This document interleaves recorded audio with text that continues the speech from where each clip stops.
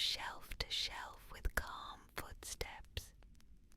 Tonight, you and I will drift through the gentle boredom of rewiring the aging brain with neuroprosthetics and a little more. Besides, in a way that feels like watching moonlight cross a wall, unhurried and reassuring.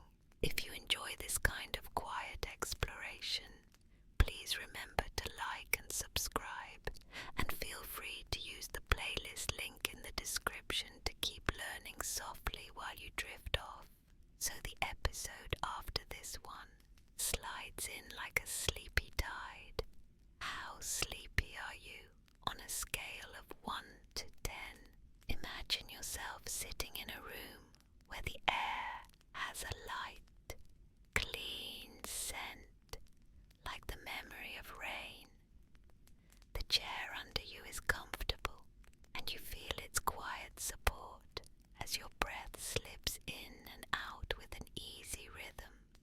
Somewhere nearby, a small plant keeps its own patient time. Now imagine your mind as a garden that has grown over many seasons. The paths are familiar and smooth. The trees are old and strong, and the leaves know the breeze by name. Over years, the branches have thickened, and some paths have become shaded, and others are no longer used as much. Yet, when morning dew settles on the grass, the garden remains alive with soft potential. The aging brain can feel like this. Some connections that were once springy now feel more like woven rope. Signals travel with a measured grace. The brain conserves energy, reduces what is unnecessary, and holds on to what is most useful. There is wisdom in this economy. There is a comfort in the way it saves itself effort. Neuroprosthetics are like gentle, respectful guests in this garden. They do not rush in with bright floodlights. They move slowly, feeling the air, making note of where the wind passes and where leaves tremble. A neuroprosthesis is a device that reaches toward the nervous system, not to overwhelm it, but to listen, to nudge, and to support, the way a handrail supports you when you take a step in the dark. Some neuroprosthetics rest outside the skull, hearing the faint drumbeat of brain waves. Some live just beneath the surface, like a whisper under a pillowcase. Others sit more deeply, as if quietly in a hallway, attentive but not intrusive, waiting for the moment they can help a thought become a movement, or a sensation become a sound. You might think of a cochlear implant, which receives sound in the air and translates it into gentle little flickers of stimulation along the auditory pathway, so that the mind can once again trace the outline of voices and rain and the soft phone ring of memory. Or you might picture deep brain stimulators, devices that deliver tiny patterns of pulses to areas where the rhythm has become uneven, and by doing so help restore steadier steps and calmer hands.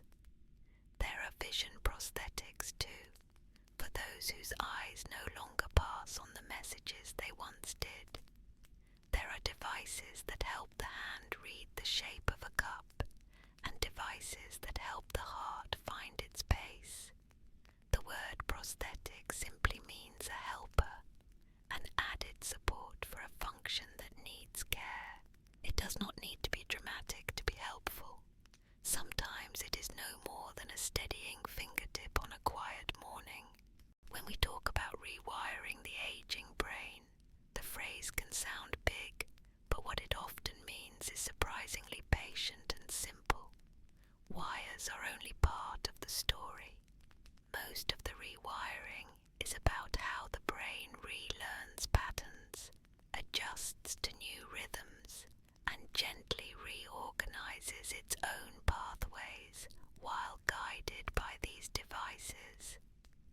process can be slow.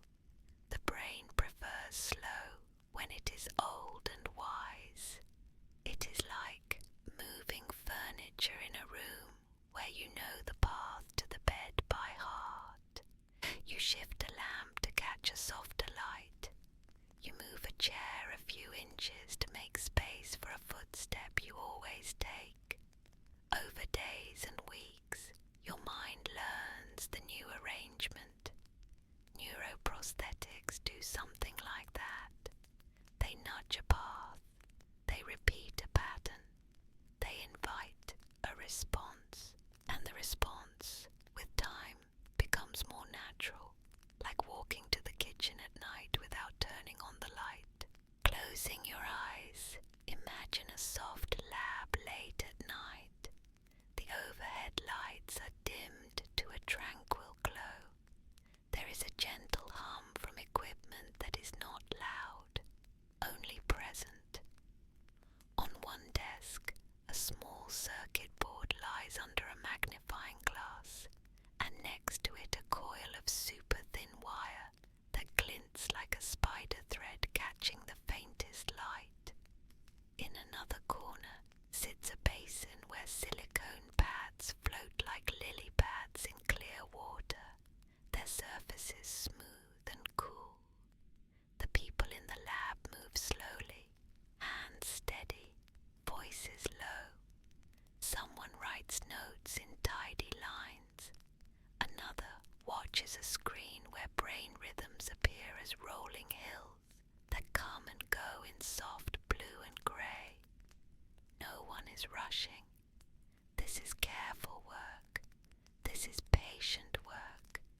The gentle rhythm continues. The aging brain responds to rhythms. Sleep is one rhythm. Breathing is another. There are also the rhythms of action and rest, learning and recall, caution and trust. Neuroprosthetics often work best when they align with these quiet tides. An implanted device may learn your particular way of thinking about moving your hand, and then meet that intention with a signal that helps the movement carry through.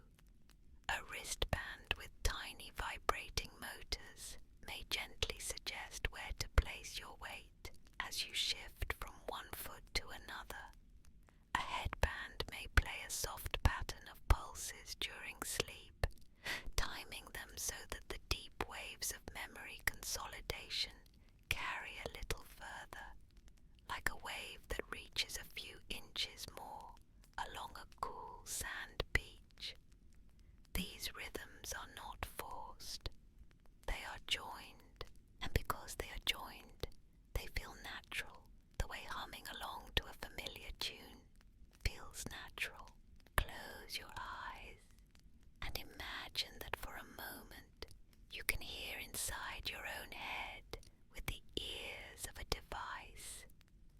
You might hear a soft patter like rain on leaves, which is the language of neurons firing.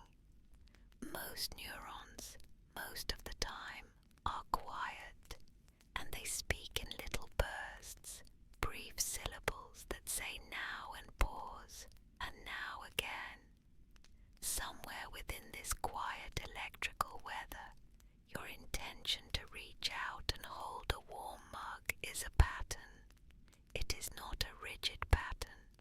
It is more like a motif at the edge of a song. A neuroprosthesis might rest its fingertips on the surface of this pattern and learn to recognize that this motif means reach now. Then, when the motif appears, it helps all the players meet in time. The fingers move, the hand turns, the mug is held. Slowly, patiently, the motif grows clearer to the device, and the device's support grows more precise. You notice not the device, but the way your hands now find what they seek with more trust. The gentle rhythm continues. Think of electrodes as very small radios that listen and speak at close range. There are many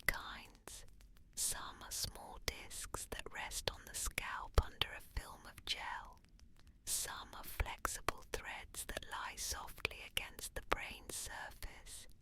Some are tiny needles that reach deeper, threading into areas where the brain is especially good at noticing or commanding a certain action. The materials are chosen to be kind to the body, to be quiet in the presence of salt and water, to cause as little irritation as possible. Soft polymers are used, and thin films of precious metals that do not corrode easily. The edges are smoothed. Surfaces are coated with materials the cells accept. Even the packaging is thoughtful, so edges in the mind's garden do not snag on delicate leaves. Engineers and clinicians spend long hours testing how these materials behave, not only on the day they first meet the brain, but over weeks and months and years, because the story of supportive technology is a long one. The gentle rhythm continues. You are walking down a path in that quiet garden, and there is a lattice along the side. Some vines take to it right away and curl around it, finding it helpful as they reach for light. Other vines ignore it for a while and continue on the ground, comfortable where they are. Neuroplasticity, even in an aging mind, is something like this. It never stops. It merely slows and chooses carefully what to change. When a new guidance appears, like a lattice or a handrail, the brain tries it, then leaves it for a moment, then tries again. Repetition is a friend in this process. On day 1, the hand rises halfway and the cup wobbles. On day 2, the hand rises again, a little smoother, a little less wobble. On day 10, the cup is steady and the hand and shoulder feel less tense. Nothing dramatic, nothing viral, just the softness of practice, rewarded by comfort. If you find yourself getting sleepy, that is welcome. Drift when you wish. The science will keep its quiet pace, whether you listen closely or listen as if from another room. Tonight's topic has a way of smoothing thoughts. That is because it is about systems that take care, about patterns repeated without urgency, about circuits that become more useful when they abandon drama and become ordinary. The gentle boredom of it is precisely the point. The processes that keep us balanced and capable are small and persistent and often unremarkable, until the day we notice a staircase feels easy again, or a name comes back quicker, like a bird returning to a familiar branch. Imagine someone named Anna in her 70s who loves knitting and the ritual of warm tea in a chipped ceramic cup. Her fingers have lost some of their negotiation with the tiny needles. Her hands occasionally hesitate when starting a stitch, and yet her mind remains as full of careful patterns as her knitting basket, where skeins are arranged by colour and weight.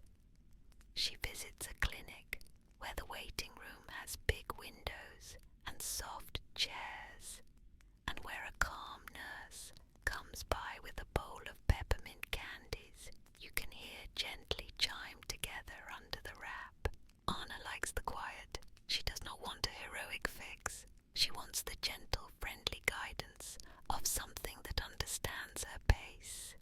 In time, she receives a small wearable device that looks like an elegant wristwatch, paired with a set of electrodes that rest under a tiny dressing she does not have to see. The device listens to the currents that whisper in the muscles and the faint brain rhythms that say, "Begin now." During the first week,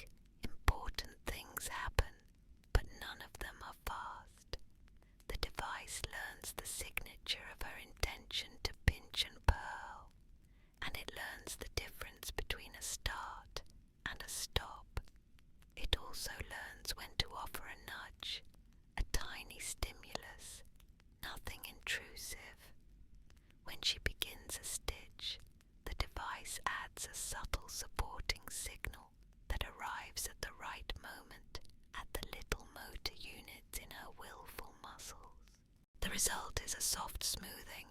It is as if someone adjusted the tension on an old sewing machine, not for speed, but for ease of motion. Anna's mind, the garden that she tends with tea and patience, begins to grow new vine paths that include this quiet friend. Over weeks, the device changes almost nothing about her. It only helps her be herself with less friction. In the quiet hours she loves, she returns to knitting and simply breathes. Something similar happens in a different clinic for a person who has trouble remembering where they put their keys or the names of the neighbours they see every morning. The hippocampus, that part of the brain that acts like a careful librarian, going up and down the stacks and bringing back the right book, can slow down or misplace its ladder. A memory prosthesis does not replace the librarian. It helps the librarian find the rhythm of a route. In some experimental therapies, a device records the patterns that correspond to good memory encoding, and when it senses a similar moment, it offers a pattern of pulses to encourage the right shelves to light up and accept the new book. The pulses are quiet and brief. They are like tapping a pen lightly on a desk to keep the beat while someone hums a tune they are learning. After many days of this, the librarian starts to hum without the pen tapping. The gentle rhythm continues. Sleep remains central to this story. Sleep is where the brain files paperwork and copies memoranda. During deep, slow-wave sleep, big waves sweep across the cortex, and within those waves, there are quicker ripples like the rustle of pages. Some devices listen for these waves and deliver a soft cue at just the right phase, encouraging the wave to crest a little higher and carry the day's maps a little farther. In the morning, you might find the name you were searching for comes with less feeling of strain, and the steps you practiced in therapy feel more like your own steps, not something lent to you.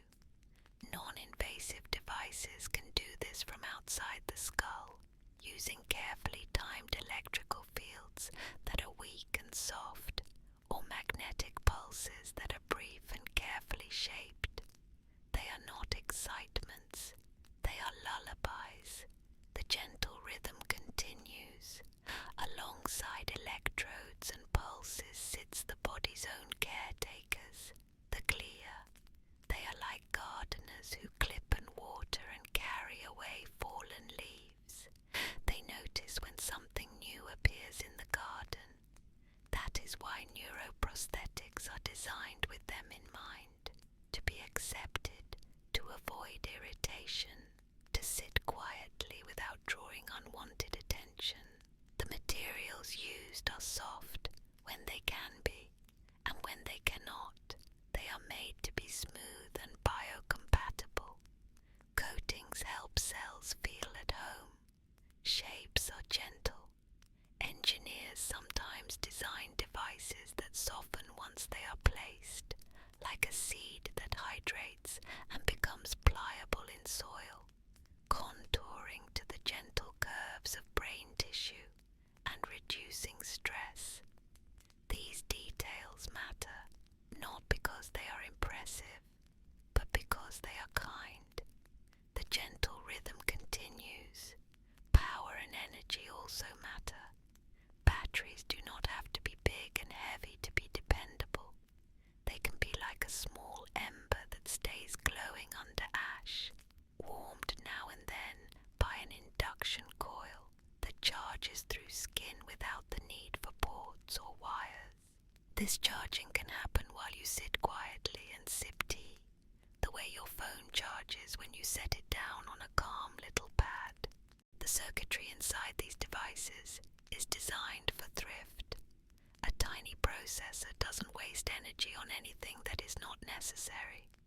It listens only when necessary, and whispers when it speaks.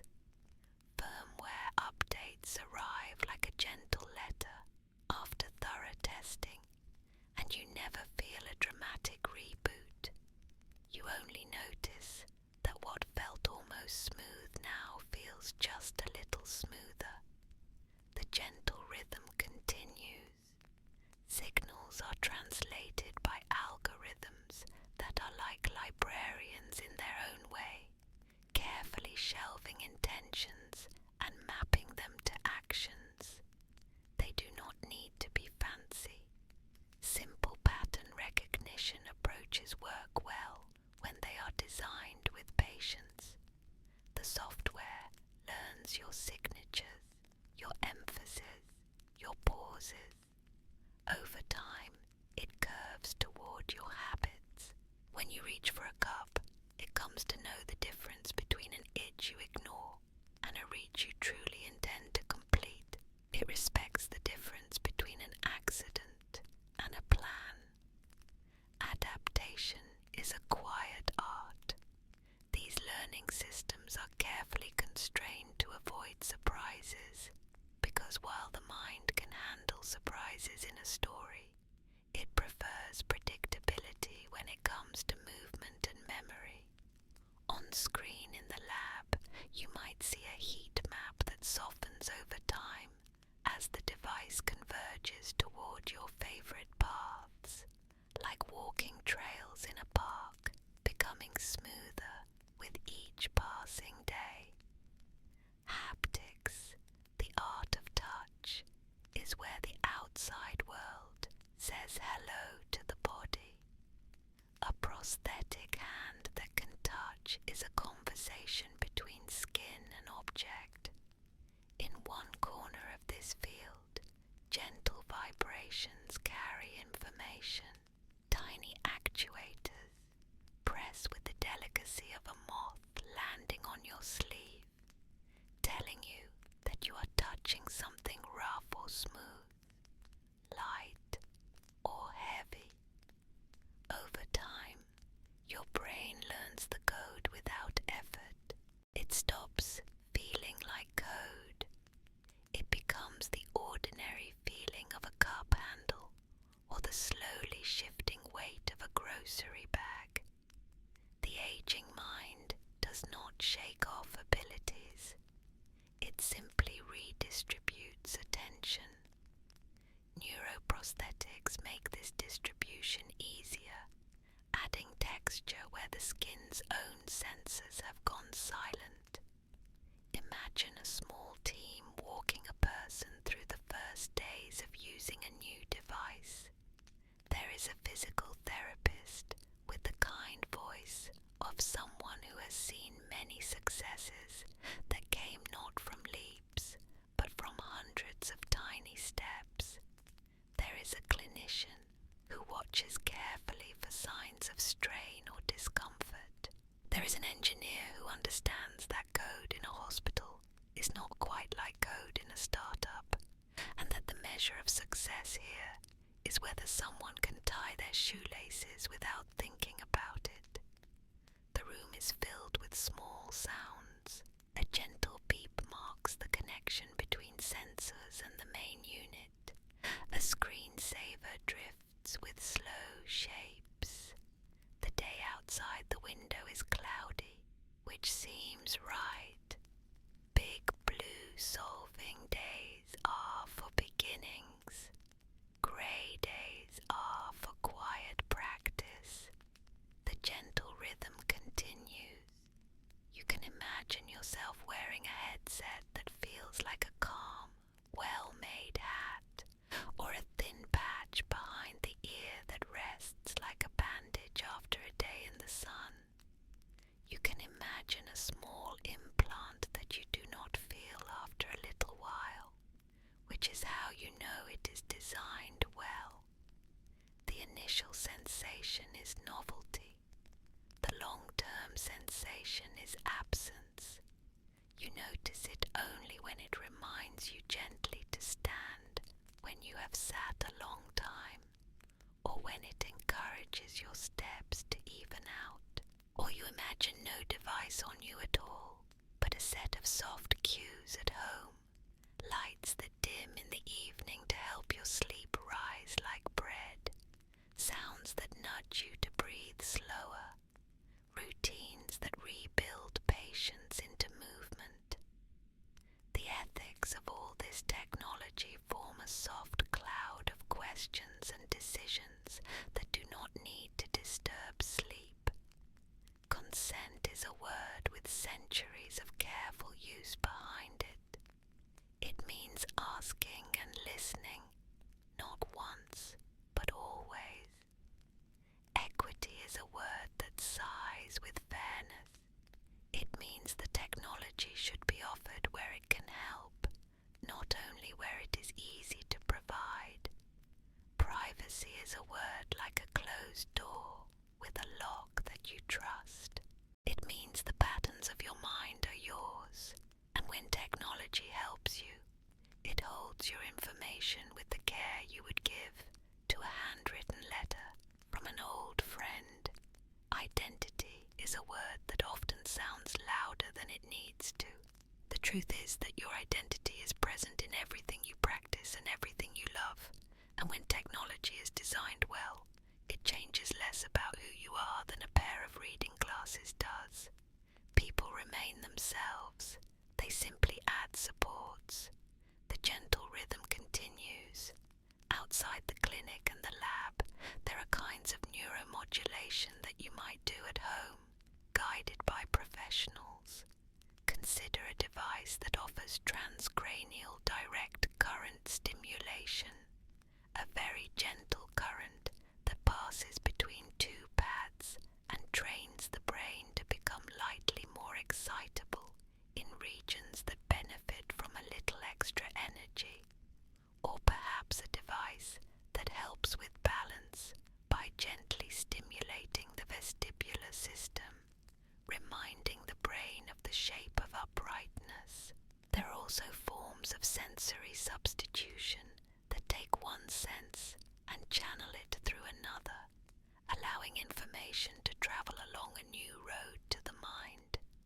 The tongue can feel, the skin can hear, and the mind is flexible about which path a pattern takes as long as the rhythm is consistent.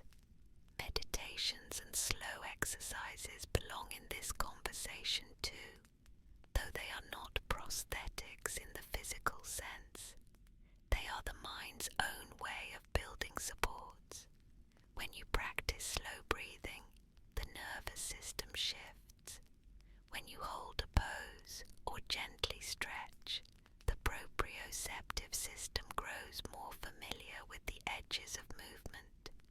When you keep a journal for memory cues, you are building an external prosthesis, a book that becomes part of your mind's extended toolkit. The line between internal and external support is soft.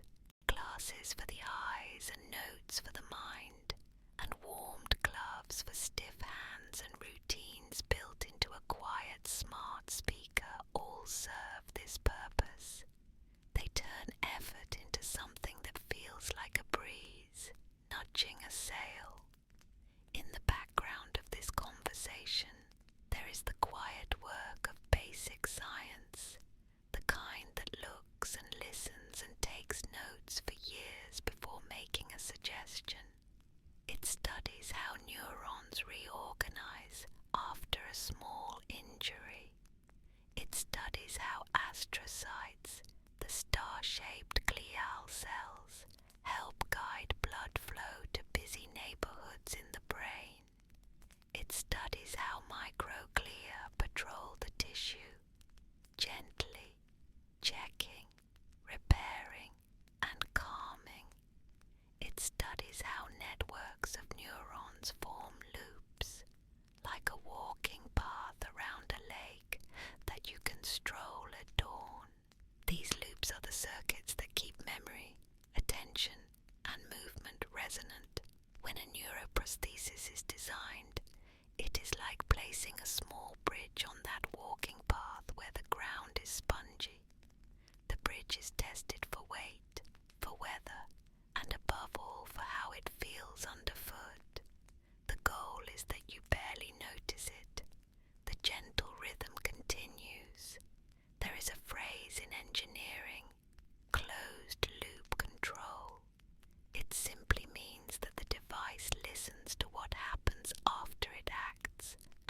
uses that information to decide what to do next.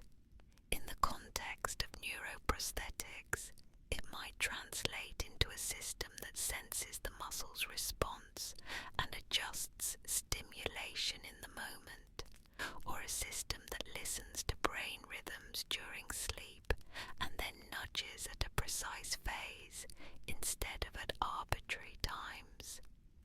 Closed loop is more like a dance. It is responsive. It is aware without being demanding. It is the difference between a speaker that plays a song at the same volume all day and a companion who turns the music down when you lean back and close your eyes. The gentle rhythm continues. Over months, devices that once felt new become part of routines. You put on a wristband after you put on your glasses. You sit on a bench and feel a quiet pulse in a measured pattern that reminds your mind how to step evenly. You charge a small implant by leaning back into a cushion for 20 minutes. Caregivers and loved ones learn these rituals too, and they become small moments of connection. A son holds his father's hand while the device synchronizes. A niece helps an aunt align two magnets until a light glows softly. The words that are spoken are ordinary. The air in the room is warm. On the table is a bowl of oranges that someone brought. One of the oranges is peeled, and its scent makes the room happier. The sun has moved a few inches across the wall. The gentle rhythm continues. In time, hardware shrinks and softens even more. Researchers work with textiles that conduct gently, like threads of night sky woven into cotton, imagining clothing that senses posture and shares this whisper with the nervous system so it can correct a slouch with a hint of muscle tone. Others explore biodegradable electrodes that are present during a period of healing and then dissolve safely, leaving only a memory of their presence and a network of stronger pathways behind. Ultrasound is explored for its ability to touch neurons from outside the skull with fine focus. Focused infrared light is studied for warming cells in a way that changes their activity carefully. The menu of options grows more diverse and more comfortable, like a set of cushions you can arrange until the sofa holds you just as you like. The gentle rhythm continues. Care spreads beyond urban hospitals to smaller clinics, then to homes, guided by telemedicine that does not rush. People share their progress from the calm of their living rooms. A clinician smiles at a small camera and asks for a demonstration of a simple task. The person does it, slowly and proudly, and a tiny cheer happens that is not loud at all, but feels like a soft blanket. Updates to software arrive overnight, and in the morning a notification reads that something has become smoother while you slept. You ignore the technical terms. You simply notice you feel steadier when you tie your shoes. In the background, a quiet conversation about data and governance continues. Researchers share what they learn with each other in journals that are careful with their language, and committees review designs with checklists that are long on caution and short on flash. There is a comforting bureaucracy in this, the same comfort you might feel in a library when a librarian stamps the inside back cover of a book and scribbles a date. Things are in order. Things are in sequence. People can trust this. Imagine another person, older now, who once played piano in the evening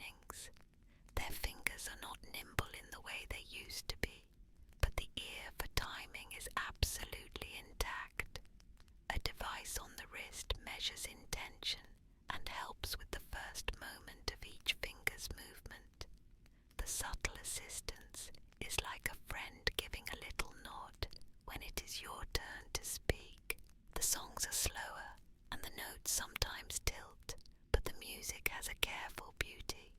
The piano bench creaks softly. A glass of water reflects light on the keys. After 10 minutes, the player feels tired and gently stops.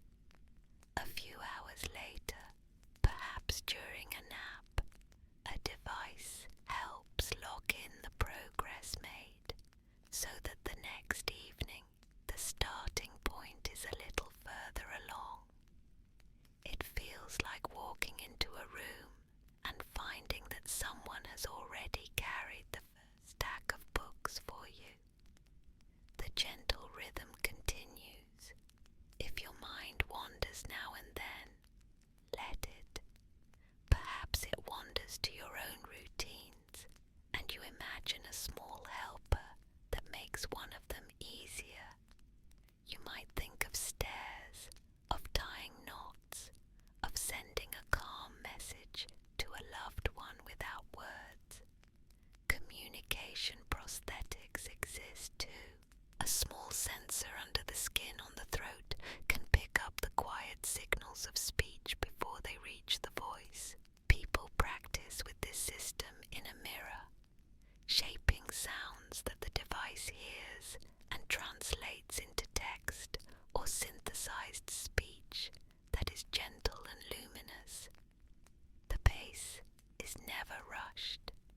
The joy is not in novelty, but in relief, like finding a misplaced note that mattered to you and slipping it into a book where it belongs.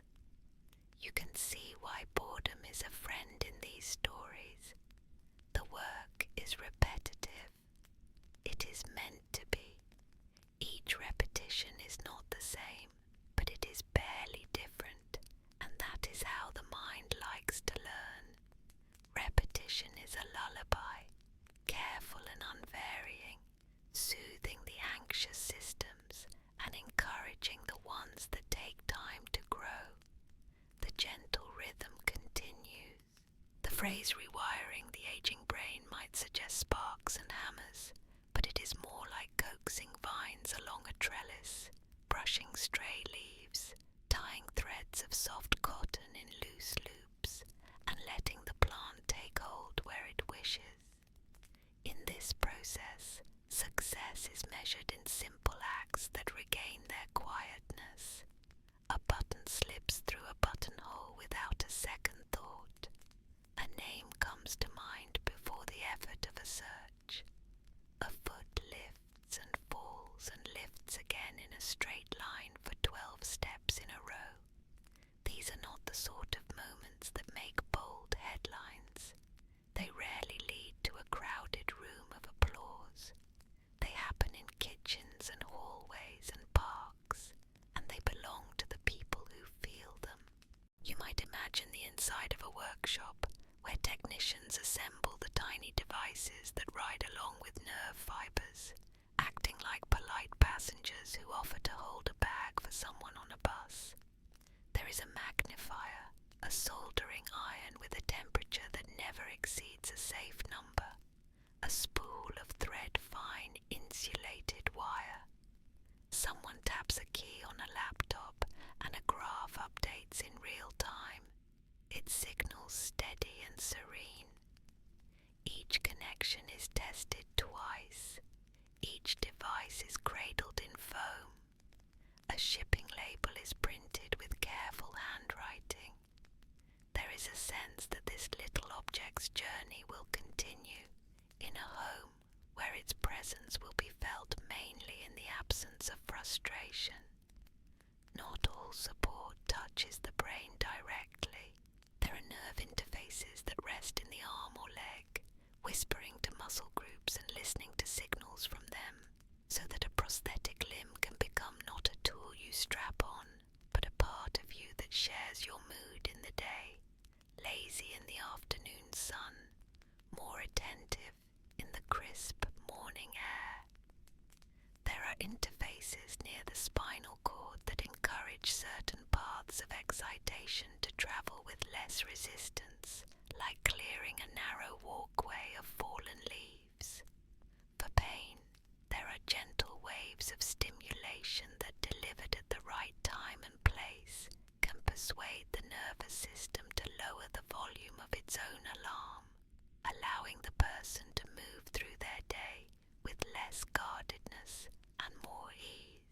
For the older brain, learning something new usually takes more repetitions, yet it is far from impossible. In fact, the slower pace brings with it a special completeness and carefulness. When a neuroprosthetic becomes part of your routine, there is an opportunity to practice with a mindfulness that the busy decades might not have allowed. The device does not demand, it invites. And in accepting the invitation, you find your own way of placing attention on the way your hand feels on a doorknob, the reliable cadence of your steps, the way your shoulder sinks slightly after it lifts. Over time, those observations shape your nervous system as much as any pulse of stimulation. The gentle rhythm continues. Sometimes you will hear the phrase, signal to noise, a way of saying that under the hiss of the world and the body, there is a message that matters. Engineers design filters and algorithms to pick out those messages. The sleepiest approach is to imagine the noise as rain on a roof, and the signal as the quiet tapping of a friend at the door. The filter simply helps you hear the tapping without turning up the whole world. In neuroprosthetics, this can be realized as a small window of attention that opens only when a certain pattern is present, so that the device acts with sensitivity and restraint. This restraint is comfortable, like a companion who does not fill silences with words, but waits with you and speaks when it feels right. There is also the matter of time. These devices are not used in a vacuum. They exist over days and seasons, through small illnesses, holidays, and summer heat. The human side of implementation takes this in stride. Schedules for therapy bend to family schedules, to the weather, and to the moods of the person using them. Sometimes the best thing is to pause for a day, to rest on a porch in the smell of fresh-cut grass, to let the brain do its unspoken reorganizing in the background. The next day, the device offers support, as if patience were its native language. The gentle rhythm continues. As the technology gently evolves, the idea of personalization becomes deeper than a setting on a screen.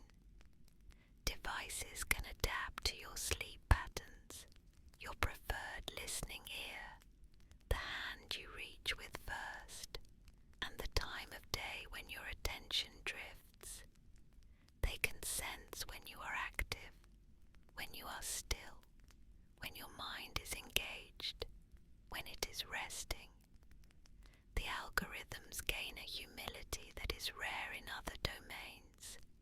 They accept that they are helpers in a much larger system, your life, and the goal is never to dazzle, only to stay present.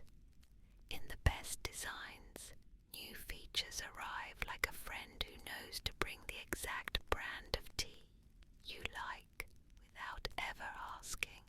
Over time, entire rooms are designed around the idea of gentle support. A living room might have a chair positioned so that the person sitting in it is aligned with a charging coil hidden in the headrest.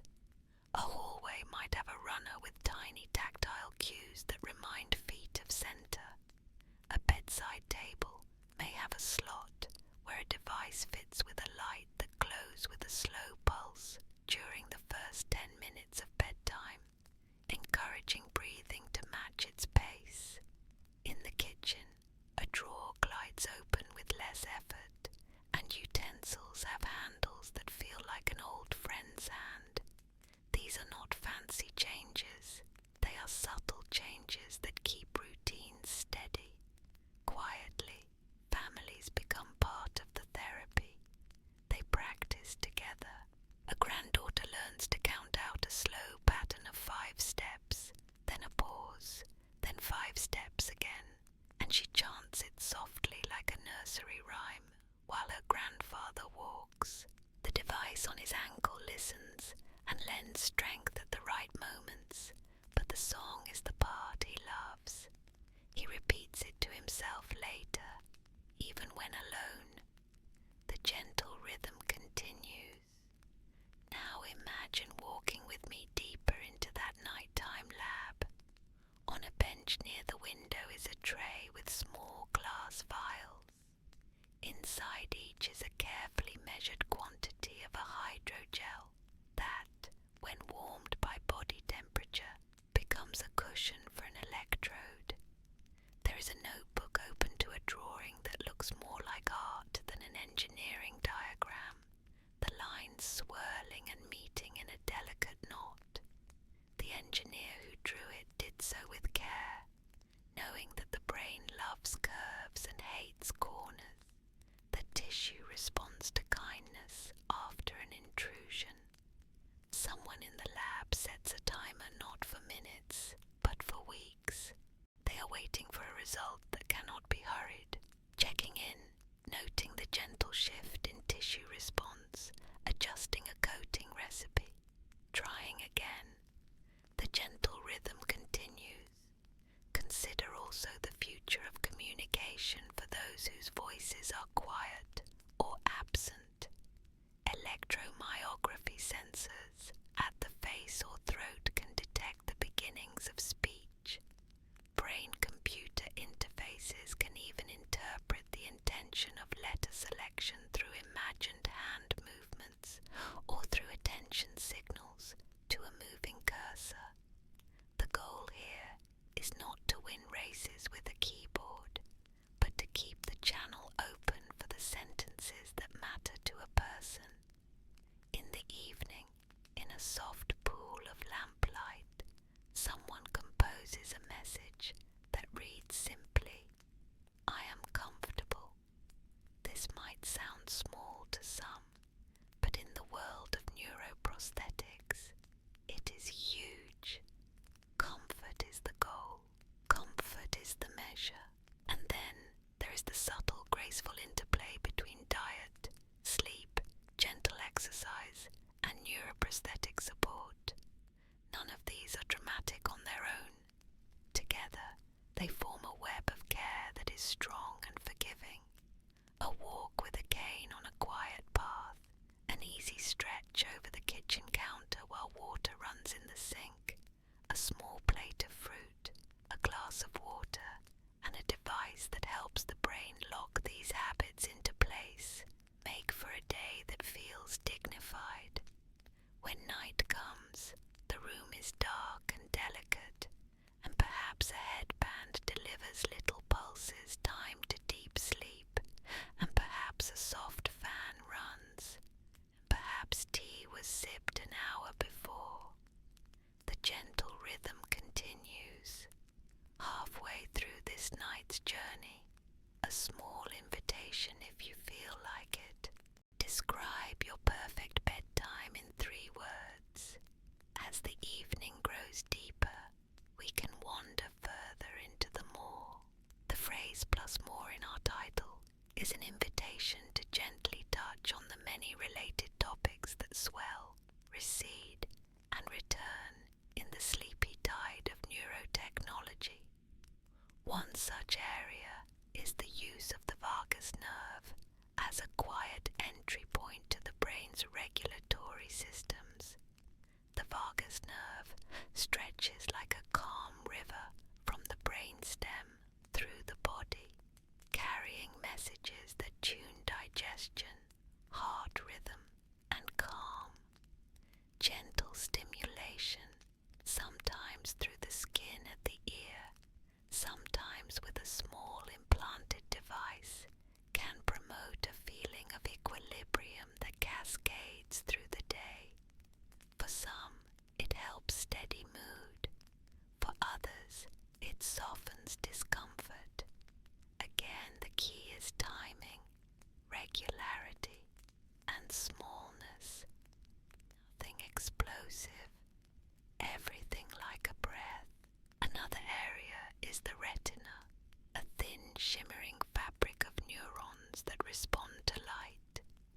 cells in this fabric no longer relay the world's images. Prosthetics can bypass the damaged elements and deliver patterns that the brain can learn to interpret. At first, the patterns may feel like soft constellations, a set of lights in a night sky that suggest shapes. The brain learns the constellations and begins to name them. The brain loves to name. Over months, the constellations become windows and trees and faces. The vision that returns is not the same as before, but it is not without texture. Interfaces that work with the visual cortex directly also exist in careful experimental worlds. Here, shapes are drawn not with ink, but with pulses, and the person learns to treat these pulses like line drawings. The quiet joy is in watching your own mind learn a new alphabet and then read a little sign that says T. There are also quiet revolutions in materials.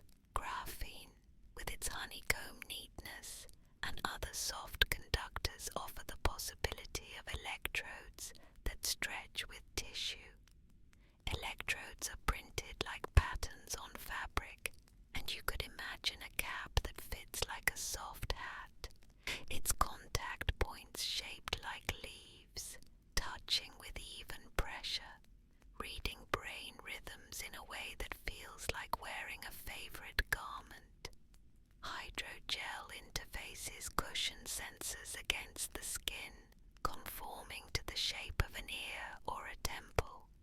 Bioactive coatings might invite the body's cells to integrate gently, to recognize the device as a neighbor rather than a stranger. Even the idea of a neural lace is becoming calmer, less like a net dropped upon the brain, and more like a handful of floating threads that settle where needed, communicating without pressing. With all these possibilities, the careful cadence of testing persists. No device arrives without long conversations between those who build it, those who regulate it, those who will use it, and those who love the ones who will use it. A device that looks elegant in a magazine photo must also be easy to clean, easy to charge, and trustworthy on a rainy morning. It must be forgiving of clumsy fingers. It must blink a light that is visible in daylight and subtle at night. It must survive the bottom of a tote bag. It must never deliver a surprise. The mark of maturity in this field is not speed. The mark is reliability. The gentle rhythm continues. As the mind grows older, it also grows more understanding of what deserves attention. Distraction can fall away. Concentration often deepens on what matters. Neuroprosthetics match this by choosing their purpose carefully. A device that helps you find words, focuses on words. A device that helps you walk, focuses on the steps. A device that helps you enjoy music, focuses on timing and tone. There is a pleasure in devices that do one thing well. The person using them learns their boundaries and comes to trust those boundaries. Trust is the gold thread in this story, the thread that holds the garment together at the seams. Sleep and memory have a bond that delights scientists and comforts those who wish for steadier recall. The idea that a device could encourage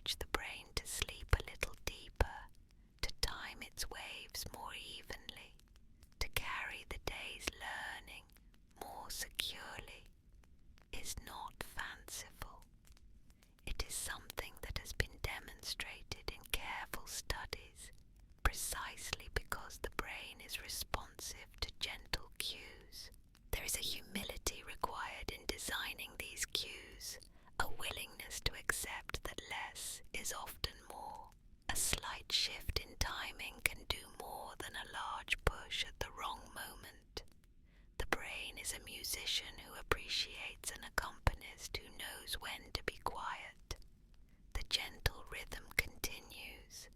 As you continue to relax, you might notice how many of the metaphors we use come from quiet places: gardens, libraries, tides, walking paths, knitting. Neuroprosthetics fit into lives that value these things, not as centerpieces, but as background support. They are props, not protagonists. This is a relief, because it means you do not have to become a new character to benefit from them. You remain who you are.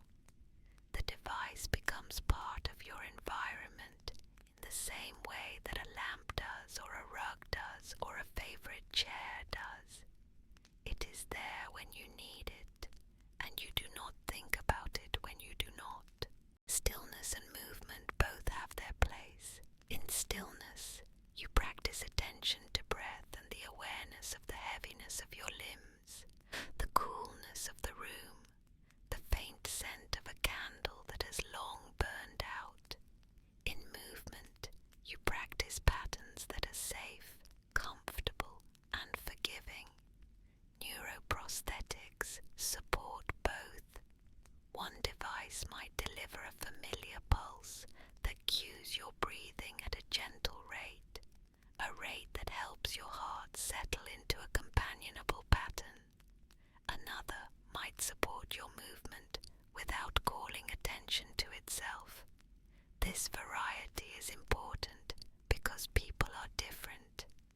The beauty of gentle technology is that it is specific to the person and their rhythms. Remember that the nervous system extends beyond the brain, that it is a whole body conversation. The skin is part of it. The eyes and ears are part of it. The gut is part of it. The heart is not just a pump, but a conversationalist. Neuroprosthetics can well be distributed systems, with small and simple devices engaging multiple sites at once. A ring on a finger, a band on an ankle, a subtle patch on the neck. The orchestration is quiet, just a series of low notes in harmony, barely audible but present, aligning systems without their noticing they are being aligned. The philosophy behind this is not futuristic. It is old. It says that gentle repetition builds mastery, that small improvements add up to meaning, that help is help even when it is hidden. It says that dignity is not a show but a posture. When older people use neuroprosthetics, they are not transformed into something else. They are supported in being themselves, just as an older tree is supported by careful pruning and attention to sun and water. The tree stays the tree. It simply remains standing through seasons with a bit of care. There is room too for play in this field, softly. Gamified therapy is not about points and flashing lights, but about feedback that makes practice slightly more interesting, slightly more satisfying.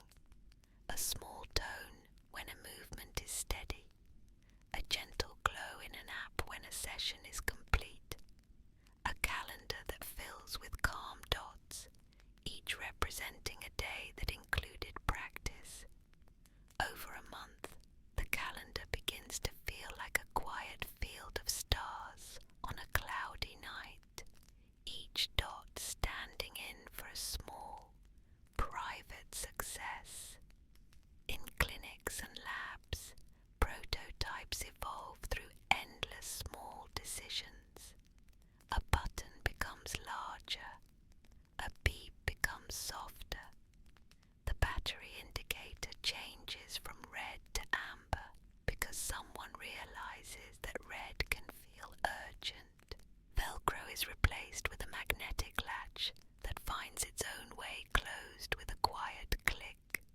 charging port moves 2 centimeters left, so it is less likely to be bumped. A strap becomes softer because someone thought about skin that is thin and easily irritated. None of these would make a press release. All of these would make someone's day easier. The gentle rhythm continues. The science that balances the art remains careful and grounded. Clinical trials enroll people who are ready and willing. The outcomes that matter are chosen with them in mind. The statistics used to weigh the results are chosen not to impress, but to clarify.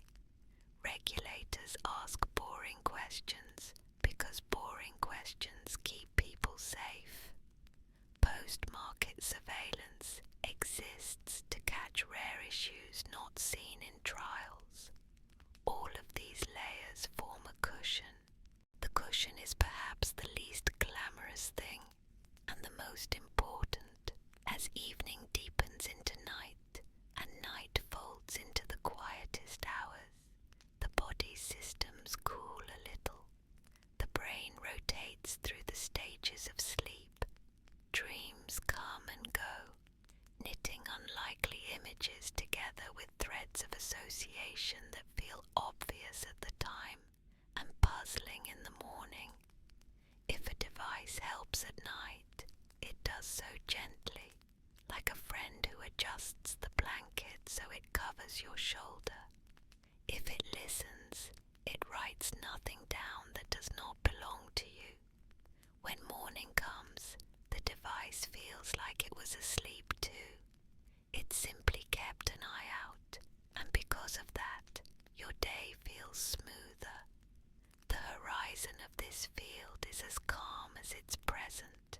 In the future, devices may become as normal as reading glasses and walking sticks, chosen for style as well as function, returned for adjustment when they feel a little off, borrowed by one person from another to see how it feels, paid for not only by individuals, but by systems that recognize the savings in preventing a fall, preventing a loss of independence, preventing the loneliness that comes from the nervous system not being heard.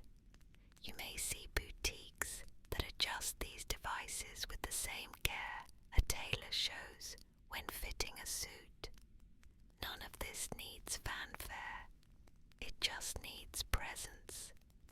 The gentle boredom of rewiring the aging brain is a form of love, though we do not have to say the word loudly. It is the love of repetition, of duty done without complaint, of patience extended day after day. It is the love of a grandchild who counts steps, of a nurse who cleans a small wound meticulously, of an engineer who chooses a safe voltage margin without being asked.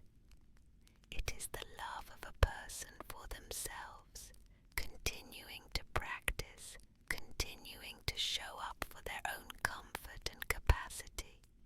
The gentle rhythm continues. When you think of older brains and neuroprosthetics, you can imagine a conversation in a quiet room. The device says, "I am here," softly. The brain says, "I know. I will let you help where I feel you help." They work out a routine. They stay in touch even when no one else notices. They adapt to changing seasons in the body. They respect each other's pace. It can be helpful to remember too that not everything is solved by devices. Some days, the right support is not an electrode or a stimulator, but a walk with a friend, an hour in a park, a nap. The devices that fade into the background and do not compete with these practices are the ones that will be welcomed. They form a background hum, a supportive drone beneath the melody of daily life that never demands attention. attention, yet is always there, should the singer falter. The path towards these outcomes runs through logistics and training as much as it runs through science.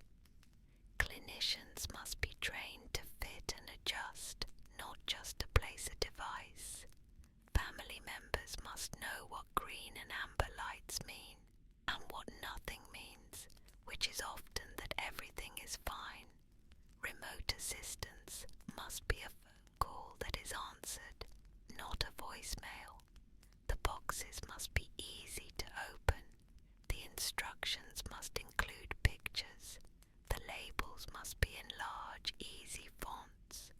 The gentle rhythm continues. In time, these technologies offer something invisible yet felt. They restore a sense of agency, which is the quiet confidence that if you decide to do a thing, you can probably do it. Agency relaxes the shoulders. It smooths the brow. It lets the breath be deeper. When you have agency, your world expands in soft rings, from the chair to the kitchen, from the kitchen to the garden, from the garden to the street, and maybe to the bookstore, where the clerk knows your name. A neuroprosthesis can be the small push that allows those rings to expand a little faster than they would have otherwise. The person expands, not the device. Near the end of our journey, picture again that sleeping library.